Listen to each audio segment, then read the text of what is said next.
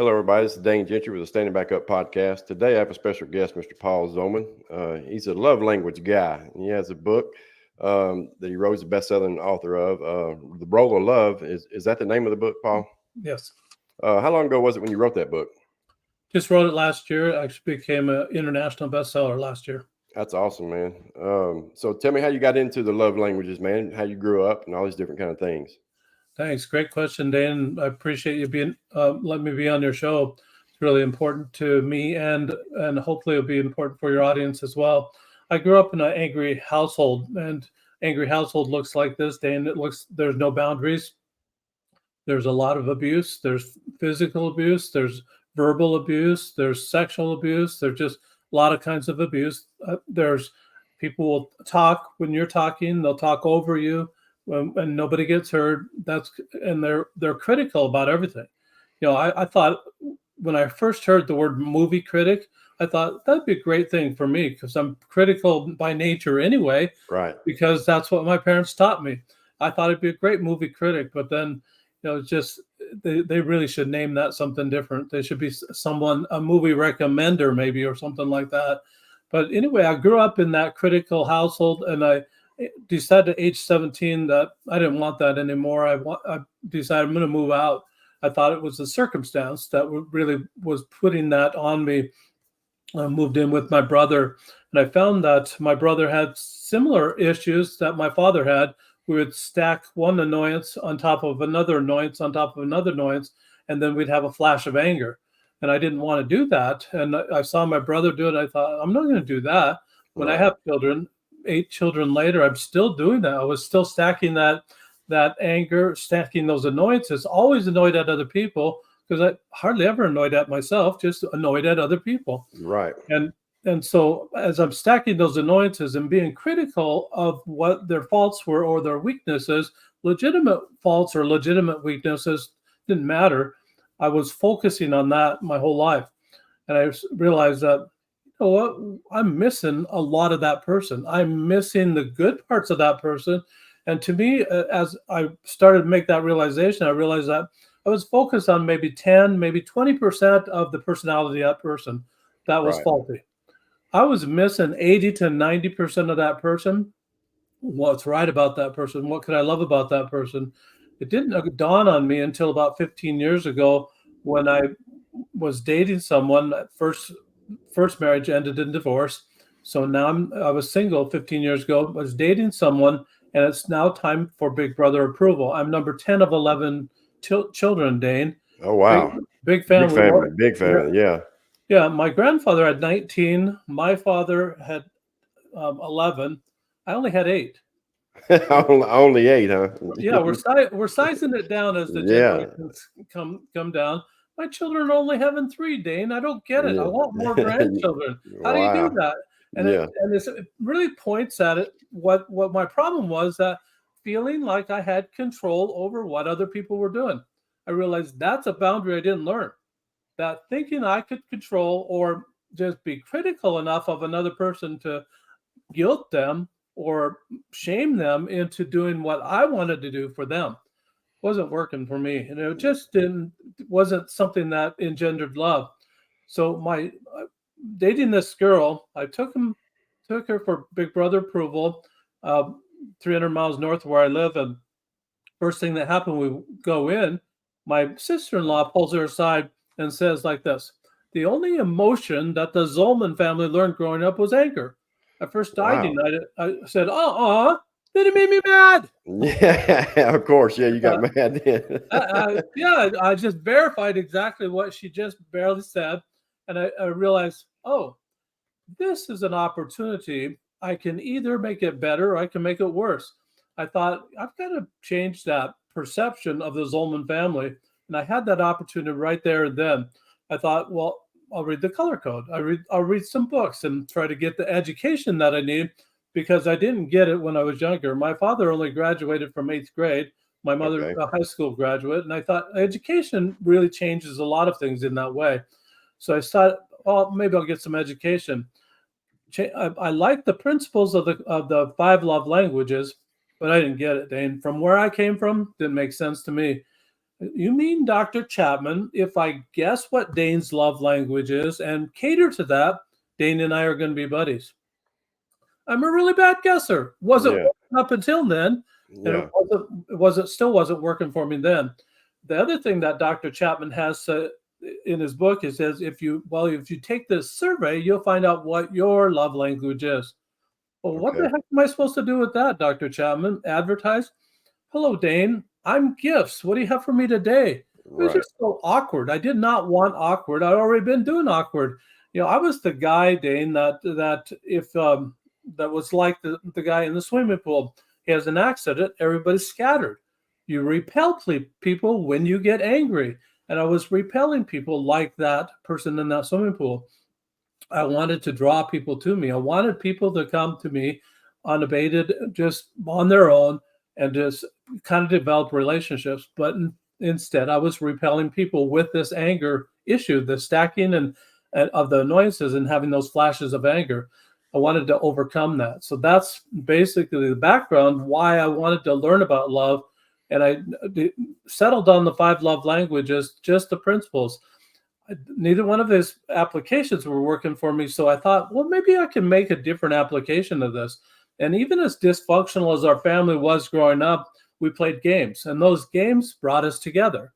So what I thought, well, what if I made it a game? And I contacted Dr. Chapman, asked him, are you licensing those little icons, the little pictures that you have for each one of the love languages? And after a couple of weeks, his attorney wrote back and said, no, we're not doing that. And I thought, well, I've got a copyright attorney in my neighborhood that I know as a friend. I'll run the idea by him and see what he has to say. He said this. He said, theory, like the love language theory, is not copyrightable. Application is. So they weren't doing it as a game. So I made my own icons and made it into a game. And the game is just this. It's real simple. It's a cube. Okay. On the cube, what I'm showing you right now is 2 hands put together, just for your listeners that can't see it. 2 hands put together forming the heart, which is really common nowadays. Taylor Swift does it. Yeah. But from that formation, that heart formation, there's a little conversation fly up. So this icon represents the words. People that like words, like the compliments, they like to hear I love you, they just like the words, and they light up when that happens. The next one is a hand holding an hourglass. The hourglass represents time. That's when people just like to hang out. My wife loves this love language. She just loves to watch Korean dramas. You can't even talk. You got to read the captions. I don't speak Korean, so you just have to read the captions. Just hanging out, just being there with her. She loves time. Next one I'm holding up looks like a server in a restaurant holding a platter. Represents service. People that like service or have that love language like their car washed. They like the carpet vacuum. They like the trash taken out. Like dinner on the table at a certain time of the day. Next one I have is a hand holding a gift. That's pretty self-explanatory. But gifts to me is kind of the umbrella love language of all the love languages. You could give a hug, which is the touch right there. You could give a hug as a gift. You could give a note as a gift. You could serve or cook dinner for someone as a gift, and you could just spend time with someone as a gift as well. So those are the 5 love languages. That's how I got into it, because I needed it. I needed that, solve that problem, that generational problem, not genetic, but a generational problem that was passed down from my parents. Who knows where they got it and how long it had been going for generations. I needed to stop that behavior, turn a new page, and just transform. Within a 30-day period, Dane, this changed my life. I just was able to change the focus. And you probably know, and many people that have ever had any addiction know that to get out of that addiction, you have to have a substitute behavior. This was my substitute behavior. 2 seconds that it took to roll the die in the morning set the theme for the day. I'm watching for opportunities all day long. So there's just 2 instructions. You roll the dice every day. Whatever it lands on, that's the love language you practice giving away all day that day. All day to everybody. I was single when I created it. I said, and Dr. Chapman's book's more romantic. I said, Dr. Chapman, I don't have a significant other. Who in the heck am I supposed to love? Then I thought about it and said, oh, I just get to love everybody. Everybody, yeah. And it works for me because I don't know, Dane, anybody that is with their significant other 24/7. Some people don't want to be with their significant other 24/7. Yeah. But this worked for me because I needed to develop that habit of loving all day long to change that other habit. Watch for what's right about that person instead of focusing on their faults or weaknesses. That's what we do in life anyway, is Yeah. we focus on negative. We see something negative, or me, I'll speak for myself, and that's most people. Well, And I that's think what we're trained that way. yeah, and we pointed out, because my childhood wasn't great. There was no abuse other than mental, I guess you would say, or maybe emotional, because I didn't get any. My mother was an alcoholic and addict as well, but there was not a lot of love. Nowhere in my family, no one hugged. Very rare did anyone say I love you, and so I struggle in the affectionate side of love. And trust me, I'm married, and I get it all the time. I get in trouble all the time because I don't do these things. So I'm very, very intent on this conversation with this, because I think it's going to definitely do me some good. And I know most of my listeners are the same way, because most of them are recovered addicts or people who are still in recovery. And so it's awesome to have you on, man. So I'm enjoying this a lot. I'm going to learn a lot from this. Thank you, Dane. And it's really a pleasure to be here too. I really think that this is something that it's so easy. It's so simple that people might skip over it and say, yeah, it's not going to do a thing for me. But it changed my life from day one. Just focusing on opportunities to love rather than opportunities to hate or to demean or to be critical of another person. That opportunity to lift that person and to make that person have a better day. So as you're rolling this dice, what you're watching for and practicing giving this love away, you're watching for people that light up. Right. When they light up, Dane, what you've discovered is their primary or secondary love language. No longer do you have to say, excuse me, Dane, could we pause this relationship for a moment while I have you take this survey so I know how to love you? Right. You don't have to do awkward anymore. We're done with that. Use your observation skills. Watch that. And when that person lights up, you just want to take a mental note and wash, rinse, repeat for that person. You'll light up 3 to 10 people in a day as you're going around for that love language that you're practicing that day. The next day, it's going to be different. You'll light up people in that genre of love, and you're just learning how to send love out. The second thing that happens for this, Dane, is that it really closes that communication gap that most people have. Yeah. According to Dr. Chapman, I absolutely agree with this. Most people will only respond to their primary or secondary love language, what is most important to them. This gives you that peripheral vision so that you can see it all because you've learned it all. You know all it by giving it away. Now you can see it when it comes your way and respond accordingly.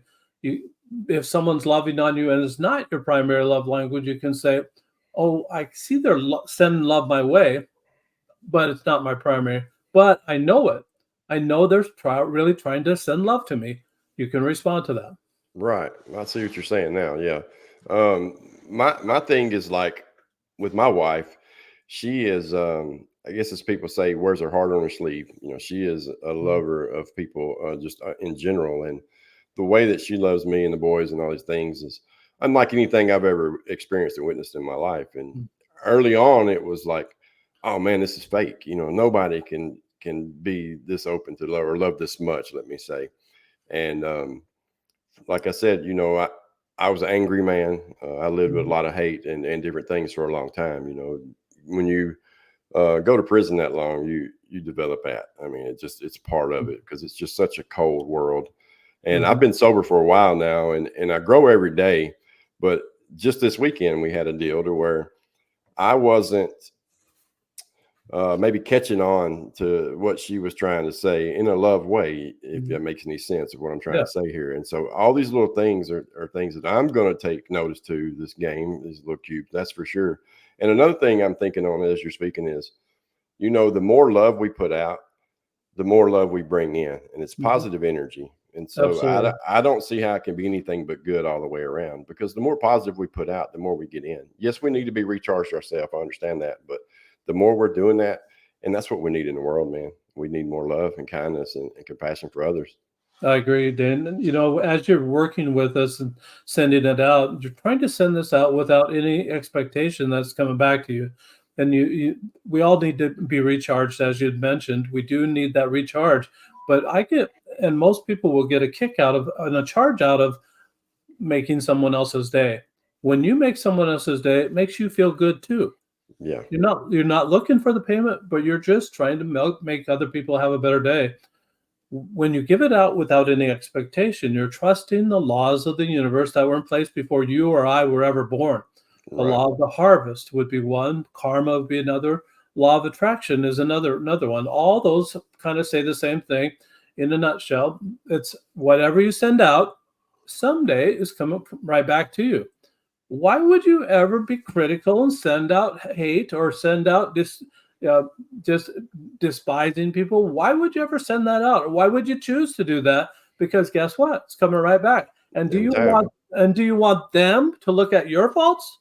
Hmm. Nobody wants that. No, definitely not Yeah, mine. Because man, you yeah. start looking at my faults, and we're gonna be there all day. You have a But you have a lot of stories, a lot of good stories, I'm sure.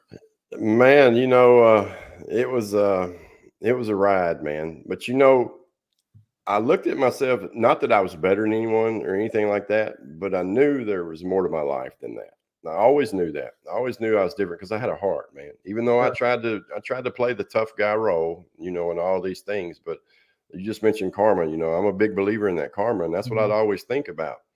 Um, you're kind of put in a situation, no matter how good of a person you are in there. You have two choices, man. As I say, you got to be a man or a mouse. Which one are you going to be? And you can't be a mouse in there. And it's very sad. It shouldn't be that way, but you take the average compound is 1,500 people, and there's a whole lot of angry men there, and a Yeah. lot of bad men. Let's be honest about it. My crimes were the type drug addict Mhm. crimes, typical forgery, theft, and those kind of things. But still, I was amongst murderers, rapists, all these things, and the whole vibe in the place was just horrible. And I was so cold when I got out. Man, I don't ever want to experience that again. Mhm. And that's when I started changing there, and I started having this heart. And so that's why when I read your profile first, I was like, yeah, I've got to have this guy on. He's going to teach me a lot of things about love. And because I do okay at it, but then I still have the moments, why this? And so to It's start, tempting. It's always tempting to do that. it is, man. And it's wrong, and you don't want to do it. And then you beat yourself up for it all day long. So why not roll the dice in the morning and start on a good day? Start Yeah. on a good note, I should say. Yeah, set the theme, set the purpose for the day that you're determined to love all day long.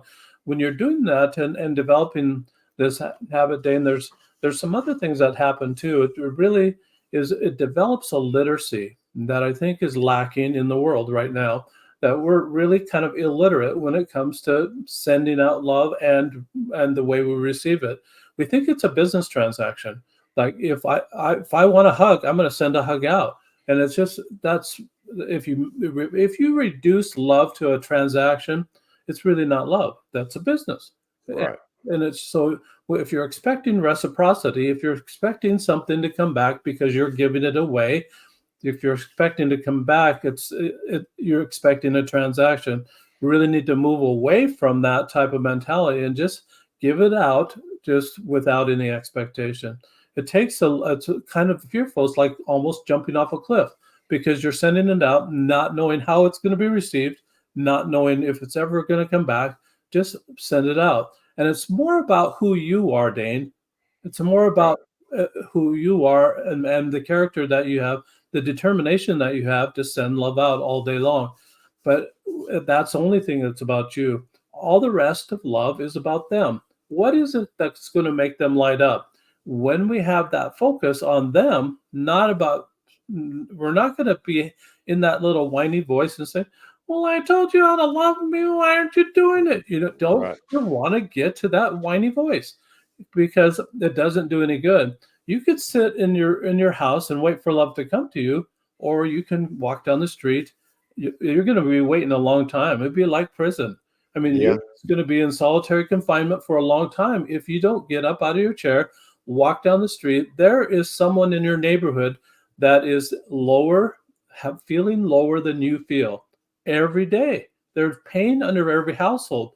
If you can go and alleviate just a little bit of pain every day from these people, send a little love out and alleviate that pain, send that healing influence out, you're going to have a better day. They're going to have a better day, and you're going to feel be a better person because you decided to be that better person. Yeah, I see people all the time who are just so angry, out here, not even in prison, who just, whether it be someone cut you off in traffic Yeah. or got in front of you in the grocery line, and all these things. And if you get in the social media thing, you get caught in a realm of these videos that show all this stuff. And that's what I was trying to tell people. That's all you're feeding yourself. You're feeding yourself nothing but all this negative stuff. And you don't understand the energy of that. And things like this is what we need more of. And I say this all the time when I see something good. Something like that should go viral, like what you have, because it's love, man. It's what we need. We don't have it anywhere in the world. We just don't. We see somebody, whether they're homeless or whatever, on the street, and we walk on by them and don't give them another thought. I don't do that because I've been there and I understand that, and at the end of the day, no one chooses to do that. In a sense, I'll say it, in a sense, they don't. Yes, they chose to do the drugs or whatever it is that they've done, but man, they're caught in a cycle that they can't get out of. But with some love, they can. And for me, I was a gang member and all these things. And so when people hear me talking that way, they're like, man, where's all this love coming from this guy? You know what I mean? I'm a God guy, I'm a spiritual guy. I'm not really a religious guy, a religion guy, but anyway. And that love is what transformed me. And so I can tell, and I feel it in your voice. I feel it in your presence, and I can see it in your face. You've got a serenity about you, Dane, that most people don't. They haven't gone through what you've gone through, or gone through trials that I've had in my own life. They've gone through their own trials, but they're not to the point that they're trying to turn the switch off on the negative parts. Even when I was trying to get over this, I made some statements like this. I don't want to be angry. That's not a goal. That's not going to help you. All those are a double negative, Dane. And in math, a double negative works. You can multiply two negative numbers together, and it becomes a positive number. Right. Doesn't work in relationships. No. Absolutely doesn't work that way. You can't send out negative and expect positive to come back someday. You're planting a seed bed for that negative to come right back. We don't want to do that. We got to stop it. We do. And it's a lot of relationships, my relationship, including, I've done a lot of wrong. We've been together a long time, and she was there through a lot of it. And she's an angel just for that alone, and used to, like, I would get angry when she would bring something up. But then I realized, man, she had all the right in the world, because I went and worked on myself, what I mean, and got better. She didn't. She was still at home, caught up with everything that went on, and then she started getting help for it too, and brought in love. And today things are amazing, but I still fail at certain things. Self-centeredness, I think, maybe. I kind of get caught up on that a lot. And I think that's, with more love, I get that out of me. But I try to start my day every day on a positive note. I try that. I don't always succeed at it. I don't have the greatest days every day. But today, the majority of days I do. And that's because I just refuse to let all that junk come in. It doesn't matter. I can't change anything about yesterday. The only thing I can change about is today and tomorrow. That's the only thing I can do. And if go ahead. I think that's a really important point, that you said that you couldn't change anything about yesterday, but it goes just a little bit farther. We can't change anything about that other person too. All these people that I was getting annoyed from, I was thinking I could change them, and that was part of the angry culture that I grew up in. I thought I could change them, and it's not my lane. I got to stay in my lane. I realized from this whole experience, Dane, that I can't even bid someone to love me. I can't help someone to send love my way.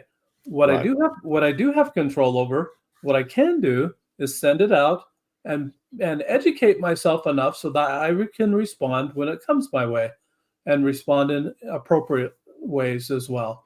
So that's the education piece, that we really need to stay in our lane and send it out and watch when it comes our way, and respond positively when it comes our way too. Yeah, I hear a lot of people talk about that, taking time to respond the right way.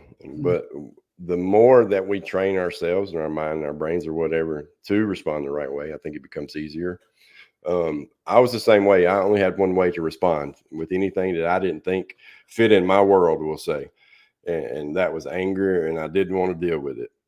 But what I found out with that is that the real reason I was doing that was because I didn't want people to see I was just a scared little boy in the reality on the inside, because the real world scared me. Love scared me, because I didn't want to be hurt. I felt, I was abandoned, whatever, all these different things. And so I would push away. And that's what I was doing. It was because I was scared.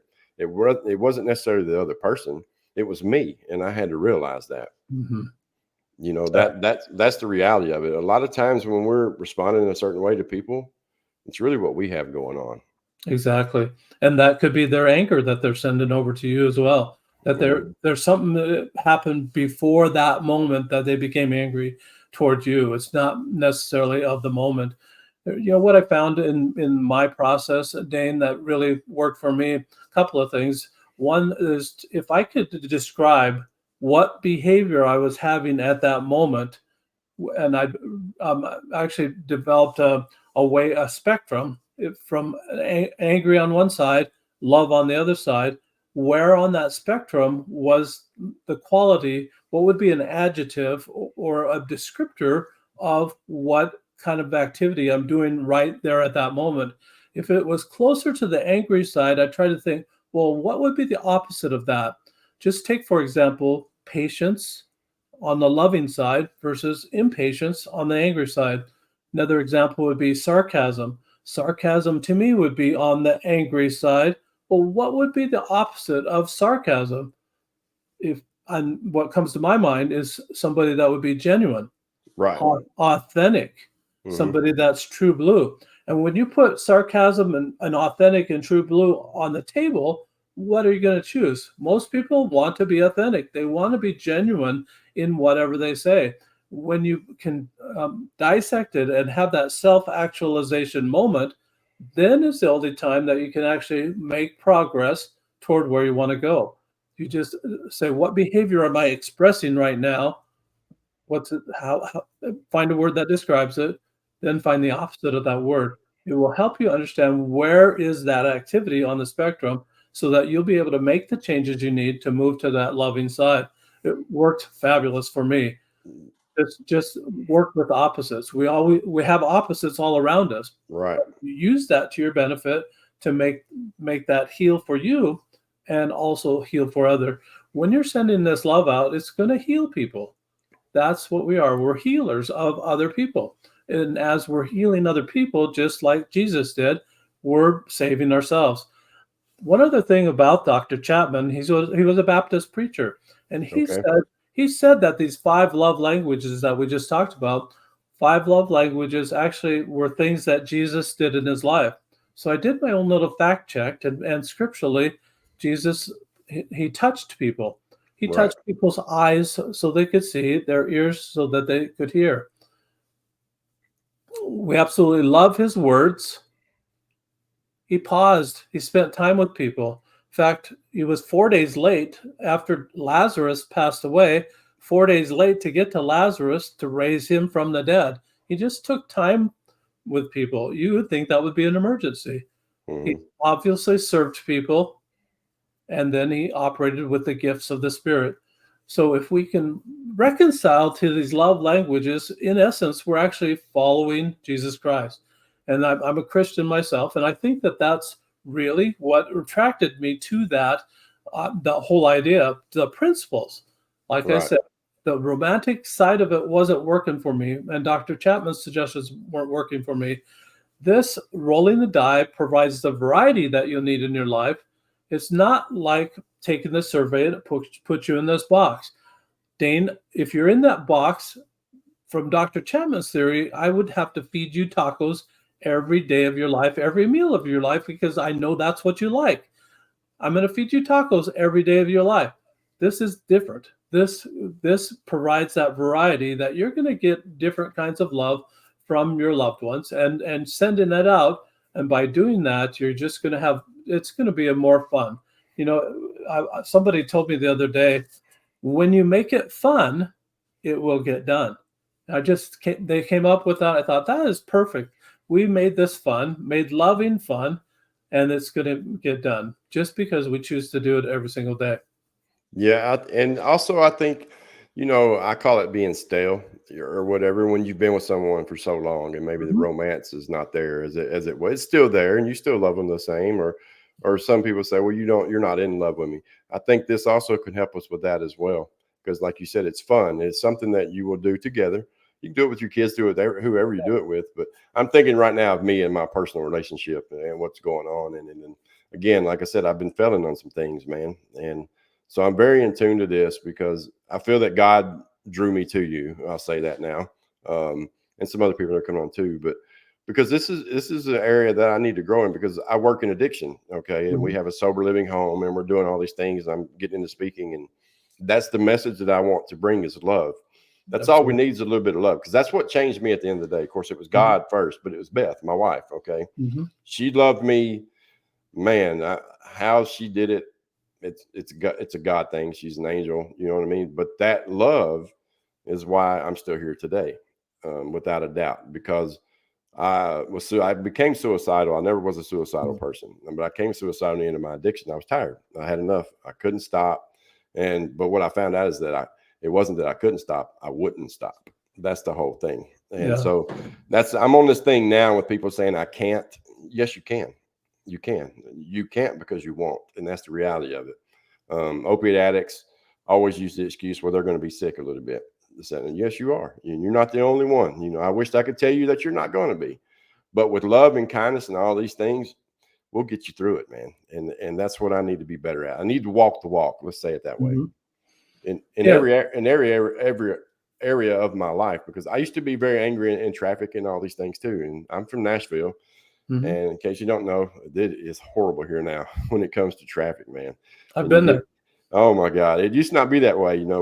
I seen that guy Jethro, he did a thing and said, where did all you people come from? I don't know where they came from. And I'm not one of them people. Come on, let's have more people here. But it can be very trying on you. Let's just say I'm great at it now. My wife, on the other hand, man, she has a bad day every time she drives, bless her heart. But I feel like sometimes it's like where she's held so much in with me and the boys, and we have a son in the Marines, and 18-year-old, of course, he don't know what he's going to do with his life. And she's trying to fix it all because she's mother bear. So I feel like sometimes she just holds everything in and then lets it out here. But when she lets it out, sometimes it's like, let's reel that back in a little bit. But this will work for her too, you see, because she'll start. Yeah. I tested it with a family of 5 children, Dane, and it's kind of a funny story. The youngest one was 4 years old, and one day, as a family, they rolled it individually. So they didn't roll it one thing for the whole family, but they rolled individually in the family. One day he rolled physical touch. He's jumping up and down, pumping his fists, saying, yes, physical touch, 4 years old. Okay. Immediately goes to beats up on his brothers. He thought it was permission to beat up his brothers. Oh, no. And he was excited for that day. Now it's my turn. And, his brothers obviously must have sent love out in that way. Yeah. Or he thought it was love because he knew they didn't hate him, but were just beating on him. So he thought it was his turn, but it was so the mother had to suppress all the laughter because she didn't expect that. Yeah. Suppress that laughter and say, no, son, this high five or the fist bump, or develop a fancy 10-step handshake or a hug. That would be appropriate physical touch. So it becomes a teaching moment for that child. I'm testing this in schools right now too, Dane. And in schools, I'm starting with K through 6 right now. So they're rolling it at the beginning of the day. It takes less than 2 seconds to roll the die.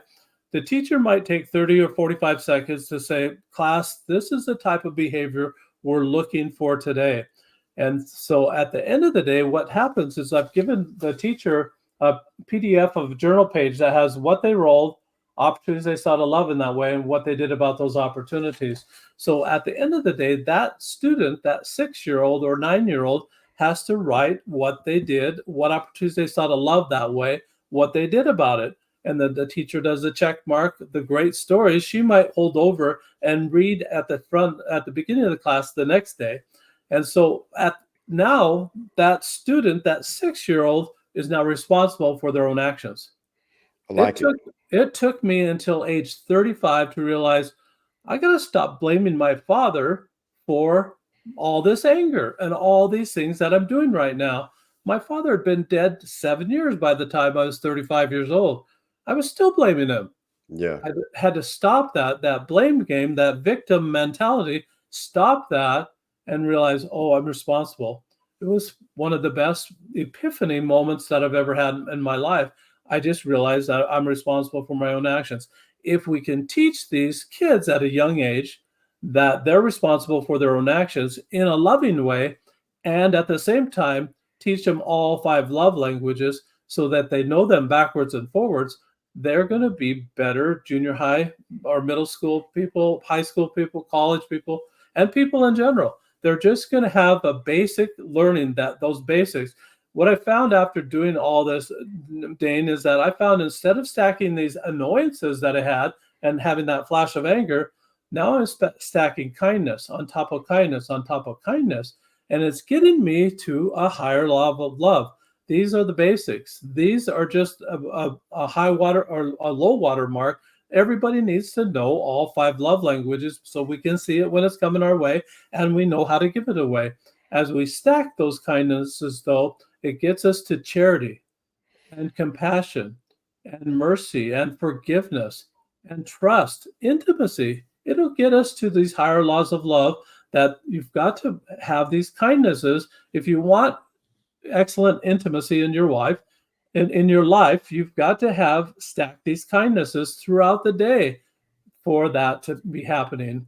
And it's just going to get you to a better place by stacking the kindnesses rather than trying to stack the annoyances. Without a doubt. And but just like a loving text in the morning to your wife, that does so much. Or sending some flowers, and I'm awful at that too. But these little things, and I work on them, and it's a practice, and it's just like this. And I'm telling you, everybody that's going to be listening to this is going to be gaining so much if they'll take time to listen to this, because it's just we've been talking for 37 minutes, and I'm having all these aha moments, aha. And just then the one I had was the self-blame or the blaming game that you was talking about. When it comes to sobriety, that's the number one thing you have to do, is stop blaming everybody else. I could sit here all day and tell you it was everybody else's fault, the reason that I was the way that I was. However, I have a brother that's 6 years older, came from the same exact place as I did, same mother. We had different fathers, but he's successful, has been successful for a long time. And that's one of the things I would look at. I'd be like, man, I keep blaming my mom. So my mom was this, or my grandparents wasn't really in my life. My dad wasn't in my life, and blah, blah, blah. But at the end of the day, every problem that I've ever had in my life was my fault, without a doubt. I have no one to blame for anything. I wasn't sexually abused as a child. I wasn't physically abused as a child. Yes, I was told a couple of times I would never amount to nothing, but that was because of the way I was leading my life at a very early age. I started at the age of 11. Started getting high at the age of 11. So I had an accident. I got hit by a truck, but I was already smoking pot and drinking like a grown up at this age, because I was hung around older people. Wow. And so that's the reason why people told me that, was because, man, here you are 11 years old and you're passed out drunk. I mean, who does that? And so that's what they were saying to me was, you stay on this path, you're never going to be anything in life. And they were right. But you do start believing that stuff. Yeah. But you still go back and blame them for it. So you have to come to the realization, no, it's Dane's fault. Dane, the police didn't put me in prison. The police, I can promise you, they've never arrested me one time when they didn't have no reason to. Yeah. I'm not one of them people. I'm for the police. People sometimes trip on that as well. But hey, they saved my life. The last time I got high, I died, and the Nashville Police Department brought me back to life. They had to use Narcan 5 times. They tell him to stop after 2. The guy wouldn't stop. He said, I refuse to stop.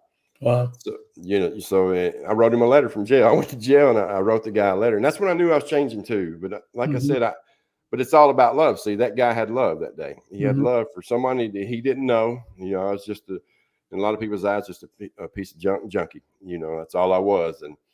But that guy refused to let me be that. He saw me as something else. And that's what we have to do as people as well. And that's how I try to live my life today. Yeah, you might see somebody as just being a very angry person, this, that, and other. But what I see is they've got something else going on, man. Yeah.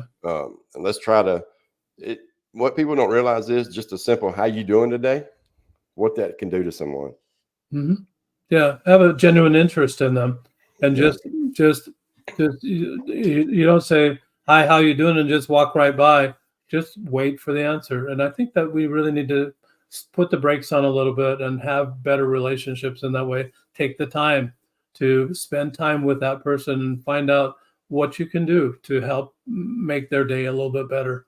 Yeah, we're so caught up in our phones or in our life, Yeah. ourselves. There you go. It's a self-centered, and that's another thing that goes back to addiction. I have never met an addict who's not self-centered and selfish.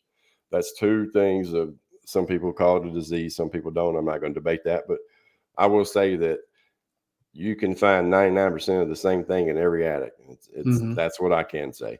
And that's a big one, that selfishness and self-centeredness, because I was horrible at it, because I was a big guy and I was a tough guy and I was in prison and, I'm this, that, and other. But like I said earlier, at the end of the day, I was just a true little scared little boy of reality. Yeah. And I'm better at it today as far as the self-centeredness, because I don't look at myself as being somebody. I am somebody, don't get me wrong, but I'm just another person who needs to show others the way. One thing about this, Dane, is that really makes people come alive. We don't see these people as objects anymore. We see them as a person. It doesn't matter what the gender or what gender they are. It doesn't matter what sexual orientation they might have. It doesn't matter what color they might be. They are a person, and there's value in that. This doesn't see black and white. Doesn't sees full color. Everything is in color. And when you look at people in that way and make them valuable as they are, as they should be, they're another human being.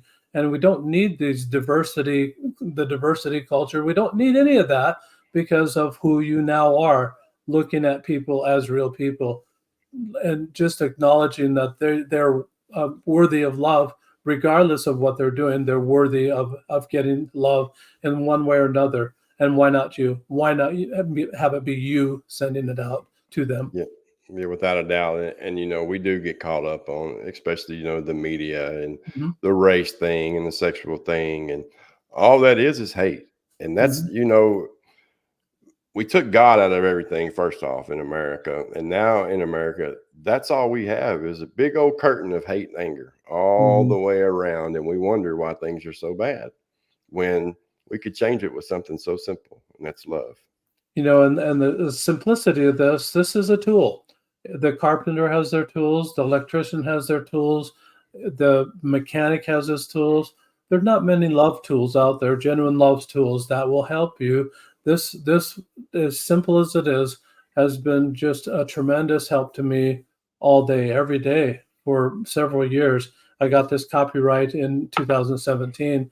I've been rolling it every day since that time. It really has changed my life. My whole disposition has changed. I always look at people with those loving eyes. What is there to love about that person? What is the story behind that person? Everybody has their story. I want to hear that story. And I've got a assisted living facility just a couple blocks from my home. So I'll go down and those people are just really, really neglected. A lot of people are not even visiting them. And so I'll go in, I'll play puzzle with them. And I love puzzles. I grew up doing puzzles myself. And I'll even hand them a piece of, put this one over here if they're struggling. And so they can participate in the playing puzzle too.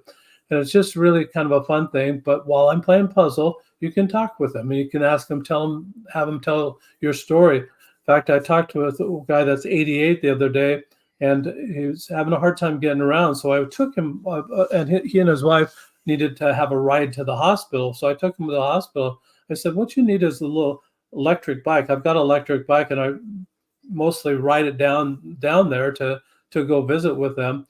And I said, you guys need electric bikes, or how about a motorcycle? And he lit up. and he started remembering his life that he had a motorcycle, and Awesome.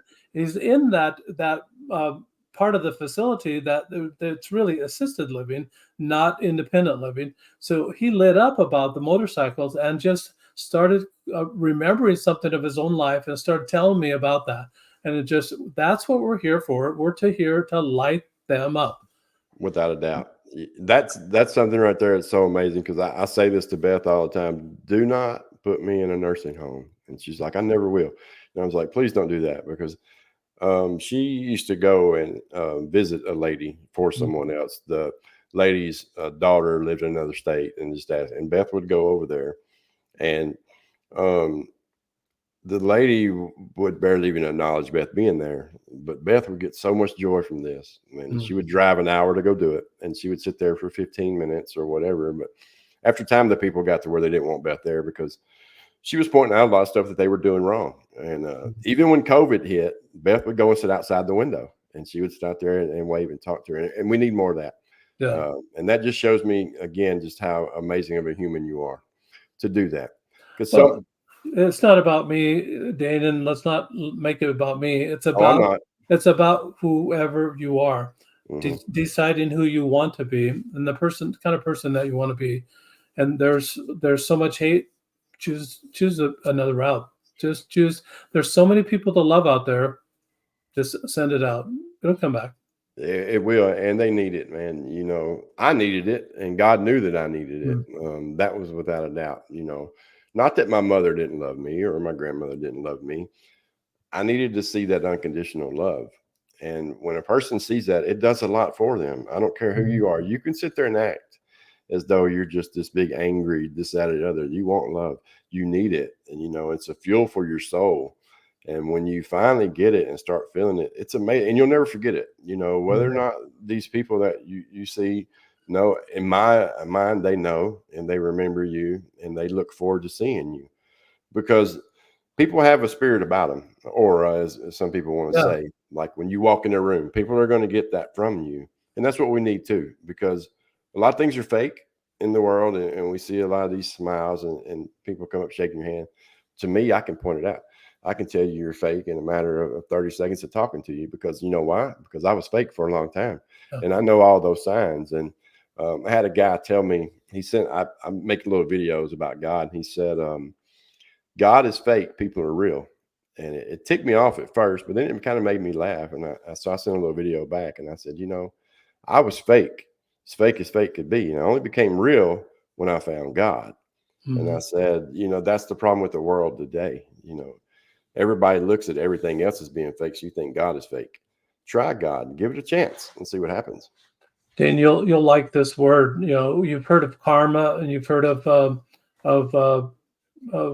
nirvana, but it's from the same dialect. It's called the Sanskrit dialect in northern India.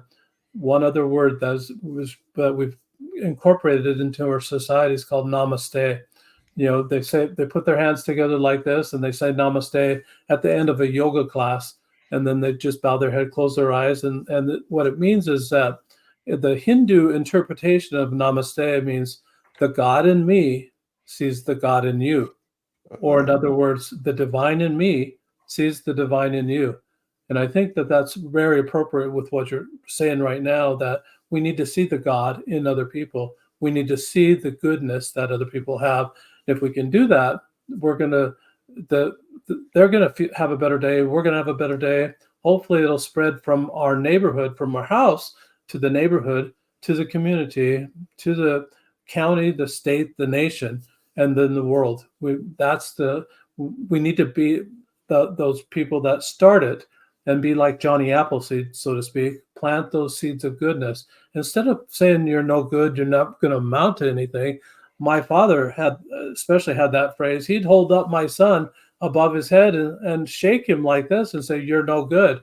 Try to make him laugh and that sort of thing. He didn't realize that just planting those seeds of you're no good is going to be really detrimental to them. We need to have better words and polish our words and polish the love that we send out, so it really feels like love when they get it. Without a doubt. And you said you've taken it into schools. Is Mhm. it something that you offer to all schools, or is it on a trial basis right now for school? So what it is, and I'm looking for corporate sponsors, Dane, just for the cost of the dice, and then at the end of the month, after if the child has written at least 15 times, written the journal and passed it in, if they've done that, then they'll get. I've got one corporate sponsor here. They'll give them 5 ounces of yogurt for free, and Okay. it's a little certificate. If they do it for 25 days, which is almost the full month every single day, they'll get 10 ounces of yogurt for free. So I'm looking for corporate sponsors for the coupon or whatever it is in that way, and the corporate sponsors to buy the dice. What I'll do for the teacher is I'll send them a free PDF that they can print as many as they need for their classroom as often as they need. They can print it, and what the teachers are doing is they'll just do a check mark at the end of the day that Johnny did it, Susie did it, and the check mark send it home. The wise and astute parents will then collect those, put them in chronological order.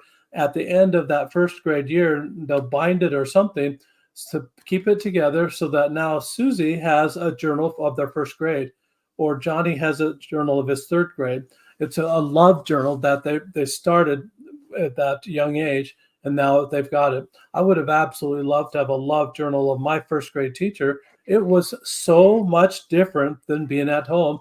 I still remember her name till this day, Mrs. Rogers. I don't remember second, third, fourth, or fifth, but I do remember sixth. But just having a journal of why did I love Mrs. Rogers so much? Why did I love going to school? And she was elderly to me. She was ancient because Mhm. she was probably in her 60s and was near retirement. I think she retired a couple of years after I was out of first grade, but she was just so kind and just so must have been a grandmother that I'd never had or that I never wasn't associated with, but she was just so kind to me. It was a stark contrast from what I had growing up. I love that. I wished I would have had a journal about that. So I would provide the PDF for free to any teacher, homeschooling person, anybody that wants that journal PDF, if they want to keep track of how they're loving every single day. It's going to be something that they can pass on for generations. I wish I had one for my mother or my grandmother. Instead, Dane, I got a journal about the weather. The weather 60 years ago. Who Yeah. cares what the weather was like 60 years ago? Yeah. Tell me what there was to love and how you did it. I agree with it. So how can our listeners find it, man? How can they get a hold of your product? They can find it at rolloflove.com, and it's a play on words, Dane. It's ROLL is what you do outside of you. You can't much change the circumstances. Sometimes you can, but you can't much change the circumstances. ROLE is what changes within you. So ROLE of love.com is where you'll find my book, you'll find the dice, you'll find the journal. You can buy them in a package for a lot less than just one therapy session.